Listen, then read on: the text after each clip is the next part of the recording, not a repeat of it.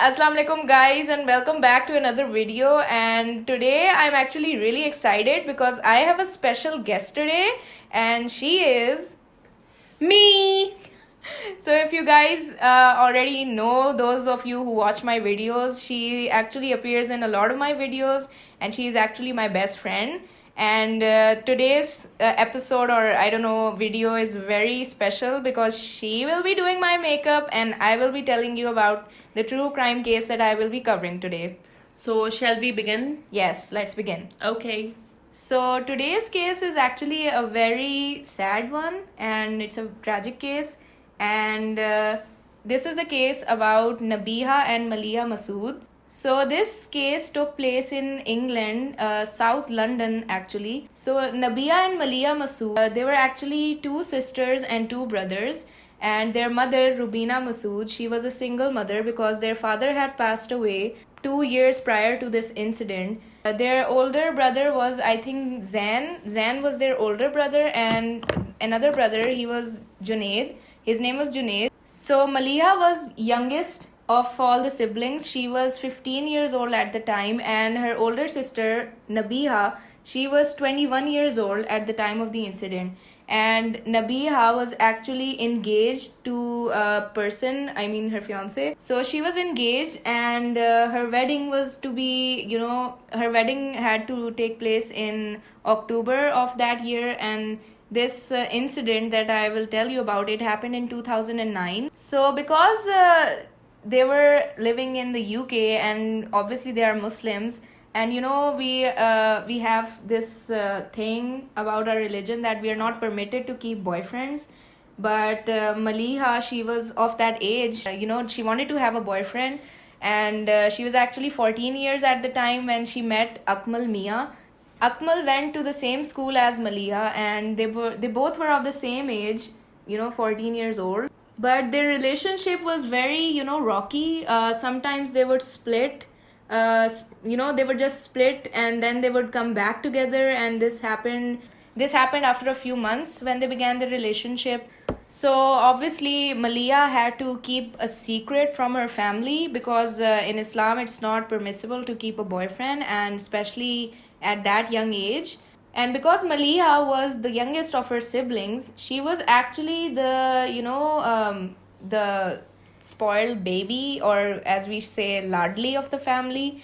She was her brothers describe her that she was the baby of, she was their baby, and she was very sweet and very kind and loving. And Nabiha, on the other hand, she was very quiet, and she was she was very shy. And both of the sisters had their personality. On June 21st of 2009, now this happened at 4:30 a.m. in the morning, when a neighbor was passing by. Now this woman, she was passing by the house of the Masuds, and she noticed that the house was on fire. And this was a very big fire, but nobody in the house seemed to notice, or she thought that maybe the house owners, they were obviously it was 4:30 in the morning, they must be sleeping. So she started screaming, and she started to create a panic so that other neighbors and even the Masuds, those who were inside, they would notice, and they would quickly just get to safety.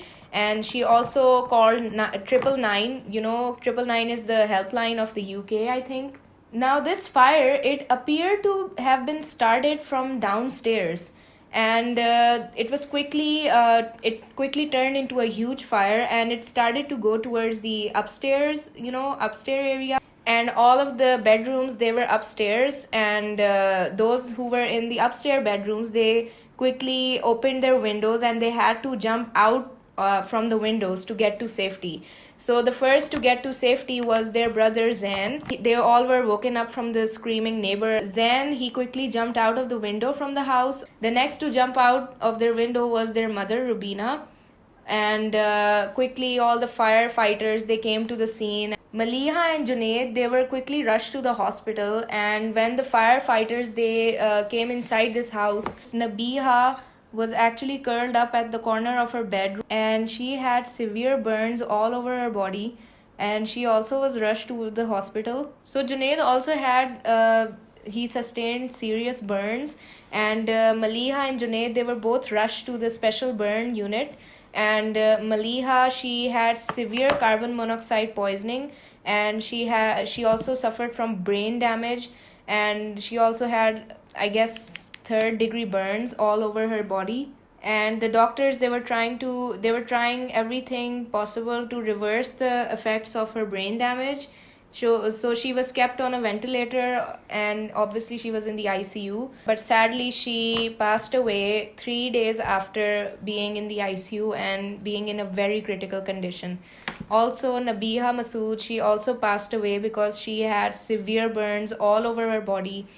Her brother Zain, who was the first to escape through the bedroom window, he also sustained quite some burns on his arms and on his body, and he also had some degree of lung damage.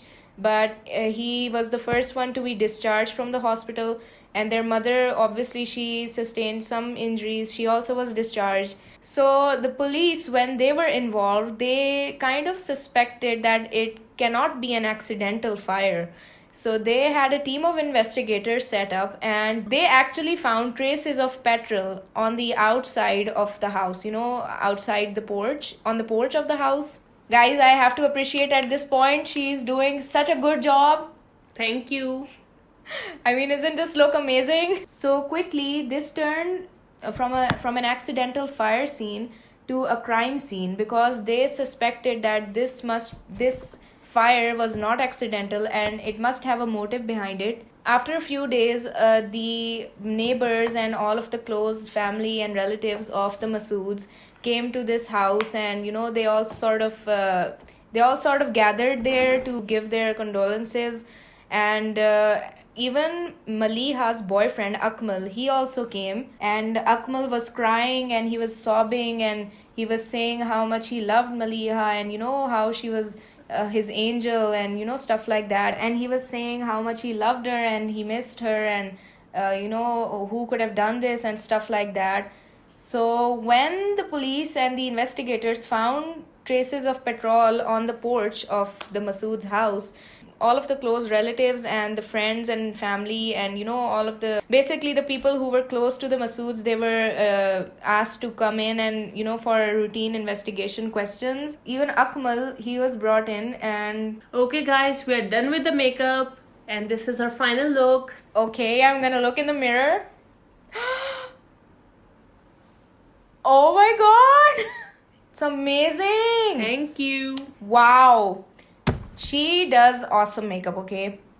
Yes, thank you so much. Okay. Well, it was a try. Yeah, no, it's amazing. Okay, honestly, it's amazing. And the story is also amazing. So what's up next? Okay, so we left at the point where I said that Akmal, when he was brought in for questioning, he was crying and sobbing, and throughout the whole questioning he was basically saying that I loved her, and I loved her very much, and I don't know who did this and who could have done it. But when the friends of Maliha were brought in for questioning, they had a very different story to tell. Now, all of these friends said that their relationship, it was not really as they were expecting, and Akmal was actually very bossy, and he actually demanded a lot from Maliha. Basically, he's a psycho. Yeah. And he was very controlling in nature. And when Maliha, she sensed that this relationship can't go on because of how he treated her, so she broke up with him every time. But every time she broke up with him, he would threaten Maliha that if you break up with me, I will tell all your family, and I will reveal that I'm your boyfriend, and I will just tell everything about blackmail her. Yeah, he started blackmailing her, and he just basically threatened her and blackmailed her. And this would bring Maliha back to him, and they would get back together. And then the friends would tell the police that he was basically very obsessive, and the police, they even theorized that this was an obsession that went terribly wrong. And they told the police 3 days before the fire, Maliha actually, she broke up with Akmal for the final time. And she was like, I'm done with it and I'm just breaking up with you and this can't go on. And Akmal, he began with his usual threats. He started threatening her again. He blackmailed her that I'm gonna tell everything, I'm gonna tell your mother. 2 days before the fire, Akmal actually called Maliha's mother. Oh my god. And he told her mother that, you know, when Maliha used to say that I'm going for studying, she wasn't actually studying. She was talking to me. And she has a lot of boyfriends that she talks to, and you know, she does this and she does that, and she's you know, and she's in love with me, and you know, all that sort of stuff. And he also called Maliha, and Maliha just had enough, and she actually came to her mother and she told her everything.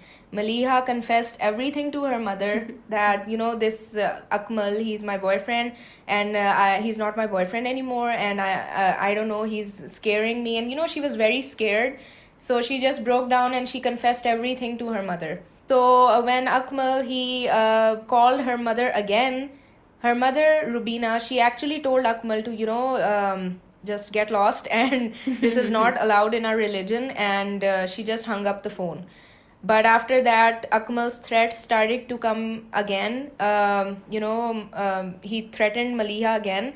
And he actually blackmailed her this time. That he was, I guess, obsessed with her. Yes, and he actually told Maliha, and these were from the texts that police received from his phone. And I forgot to mention that when the friends of Maliha told police everything about Akmal, they actually confiscated his laptop and his phone, and all of this information came from the texts and the phone calls. And I'm going to tell you the biggest, basically the biggest chunk of the story that actually pointed everything towards Akmal.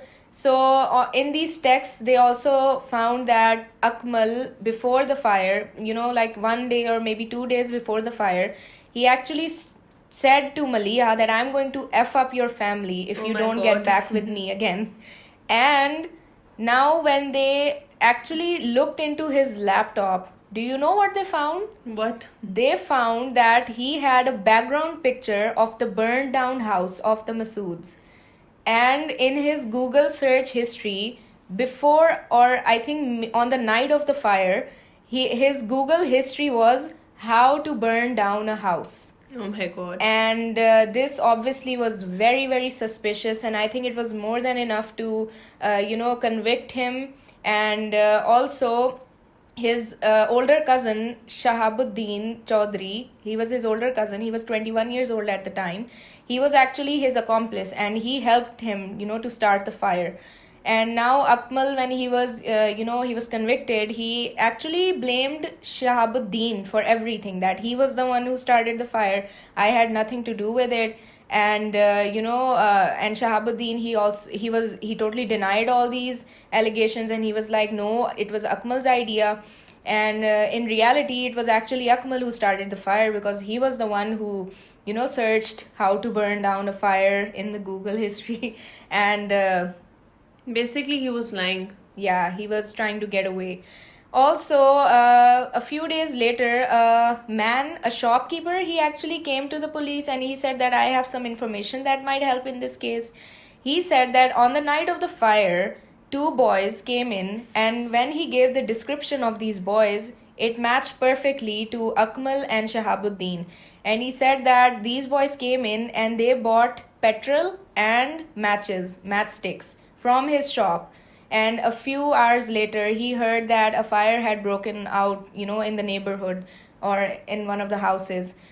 So when they searched Akmal's house, they found cans of petrol lying in his bedroom. You know, that's where they just, they arrested both of them. So both Akmal and Shahabuddin were found guilty of the murders of Nabiha and Maliha. And they also were charged on 3 counts of attempted murder. And both of them were given life sentences with a minimum of 23 years. 23 years? Yes, that's a minimum, you know. Oh my god. Well, they deserved that. Yeah. So that concludes our video for today, and thank you so much for doing my awesome Anytime. makeup. So I would like to end this video on a special note, and this is for all the girls out there who are facing or who are stuck in a similar situation, and those who think that their life might be in danger. Please, please, please go and just Take share help. it. Yeah, Take help as soon as possible, or share even it with your parents or a close relative or even a teacher. in the end, I just want to give a special message to all the girls who are facing the same kind of problems regarding this situation. Please don't hesitate to share such kind of stuff with your parents, or don't hide anything from your parents. And please, if you think that the boy who you are talking to is unfair, or who is or if he's trying to blackmail you, just don't take those blackmails as don't take it lightly. Just take it seriously and go and talk to someone about it, because today's case was very sad, and obviously this whole romance turned obsession turned very deadly, and it resulted in a murder. So that's it for today, guys. Thank you so much for watching this video. Hope to see you next week, or Yeah. never And- know. Yeah, and do let me know in the comments if you like my bestie. And gives a thumbs up and subscribe to this channel. Yeah, and we hope to see you, inshallah. Till then, bye bye Allah guys. Hafiz, See you take soon. care. Allah Hafiz.